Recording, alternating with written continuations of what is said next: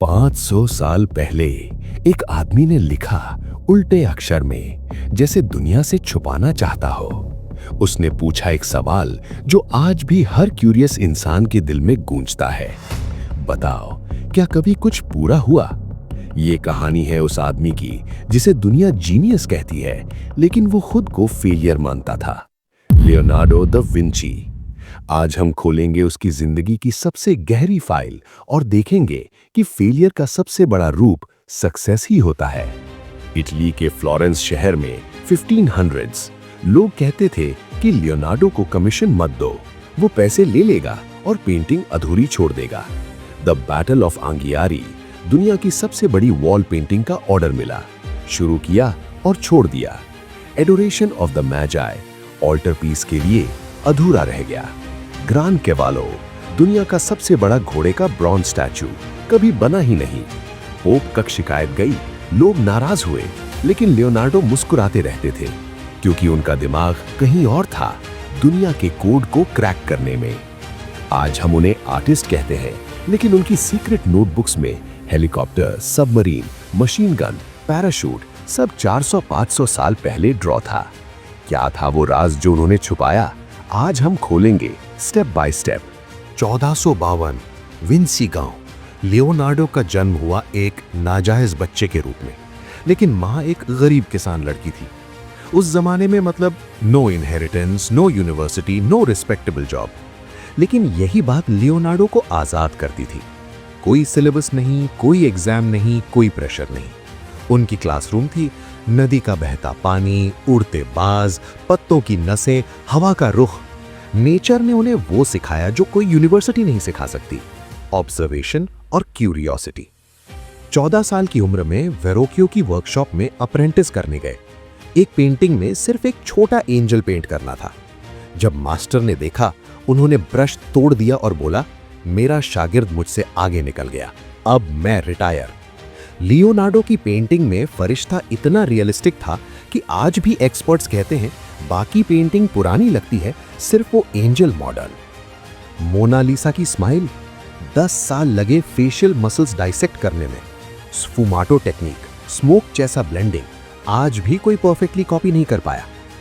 Church के खिलाफ जाकर लियोनार्डो रातों को हॉस्पिटल के मॉर्ग में घुस जाते थे। 30 से ज्यादा डेड बॉडीज डाइसेक्ट किए, इल्लीगल, अगर पकड़े जाते तो जेल या डेथ। लेकिन उन्होंने पहली बार ह्यूमन हार्ट के वाल्व्स एक्यूरेटली ड्रॉ किए। पहली बार वूम में फीटस का डेवलपमेंट स्टेज बाय स्टेज बनाया। उनके लिए साइंस रिलीजन से ऊपर था। जैसे आज के इंडिया में कुछ लोग ट्रेडिशन के खिलाफ जाकर रिसर्च करते हैं, लियोनार्डो उसी तरह के रेबेल थे। अब सुनो सबसे माइंड ब्लोइंग पार्ट। ऑर्निथॉप्टर और ग्लाइडर, परिंदों को घंटों देखा, विंग्स बनाए जो फ्लैप कर सके। 400 साल बाद राइट ब्रदर्स ने एग्जैक्टली यही प्रिंसिपल्स यूज किए। आर्मर्ड टैंक, एक गोल मशीन जो 360 डिग्री गोलियां चला सके, मॉडर्न टैंक्स का बाप। Scuba diving suit, leather suit with glass mask और ब्रीदिंग ट्यूब्स डाइवर्स के लिए। पैराशूट, पिरामिड शेप, ईयर 2000 में एक डेयरडेविल ने एग्जैक्टली उसी डिजाइन से जंप किया और सेफ लैंड किया। रोबोटिक नाइट, गियर्स, पुलिस से चलने वाला रोबोट जो बैठ सकता था, हाथ हिला सकता था, 1495 में बनाया था। मशीन गन, 33 बैरल्स एक साथ फायर कर सके। ब्रिज डिजाइन्स, वॉर के लिए पोर्टेबल ब्रिजेस जो सेकंड्स में बन जाए। और सबसे बड़ा, मिरर राइटिंग, उल्टी लिखाई, ताकि कोई चोरी ना कर सके।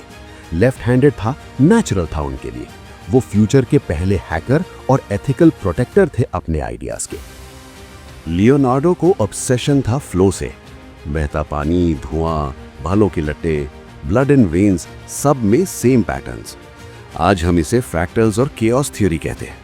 उन्होंने लिखा, everything is connected to everything else.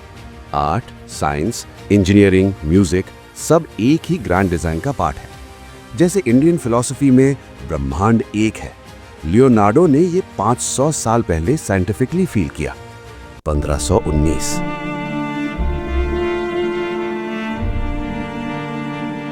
वो फ्रांस, किंग फ्रांसिस फर्स्ट के पैलेस में रह रहे थे, लेकिन अकेला, उदास। उन्होंने लिखा, दिम्मी से माही फुफत्ता कौजाल कूना। हिंदी में, बताओ क्या मैंने कभी कुछ पूरा किया? उन्हें लगता था जिंदगी वेस्ट हो गई, सब अधूरा।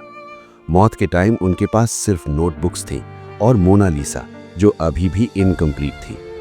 लेकिन मौत के बाद जब उनकी 7,000 से ज्यादा पेजेस की बुक खुली, दुनिया का दिमाग हिल गया।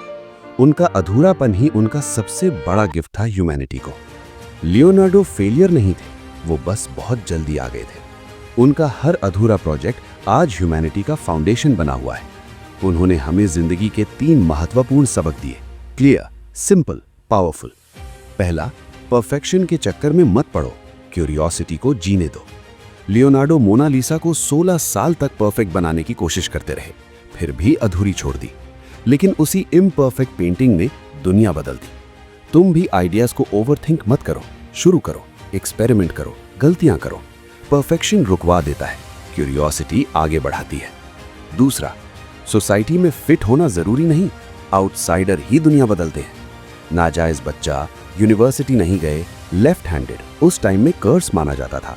ट्रेडिशन के खिलाफ मॉर्ग में कडावर्स काटना, हर जगह उन्हें रिजेक्ट किया गया। लेकिन उन्होंने सिस्टम के बाहर अपनी राह बनाई। आज भी अगर तुम्हें लगता है तुम अलग हो, लोग समझते नहीं, तुम फिट नहीं बैठते, गुड, क्योंकि रूल ब्रेकर्स ही रूल्स बदलते हैं। तीसरा, पूरा करना जरूरी नहीं, बस शुरू करो और बेहतर बनाते रहो। लियोनार्डो के 99% प्रोजेक्ट्स अधूरे रह गए, लेकिन उन अधूरे आइडियाज ने 500 साल बाद भी दुनिया को नई दिशा दी।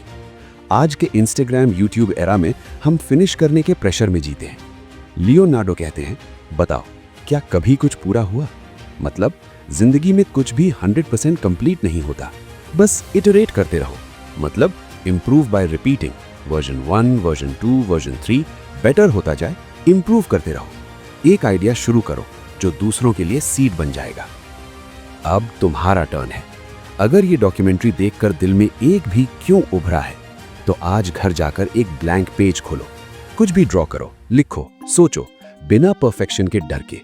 एक छोटा सा आइडिया शुरू करो, पोस्ट करो, शेयर करो, डिस्कस करो, क्योंकि लियोनार्डो आज भी जिंदा है, हर उस इंसान में जो सवाल पूछता है। कमेंट में लिखो, मैं शुरू कर रहा हूं, या अपना आइडिया शेयर करो। हम सब मिलकर लियोनार्डो का लेगेसी आगे बढ़ाएंगे, क्योंकि दुनिया बदलने वाले कभी वेट नहीं करते, वो बस शुरू कर देते हैं। Thank you. और याद रखना, अधूरा रह जाना कभी कभी सबसे बड़ी जीत होता है।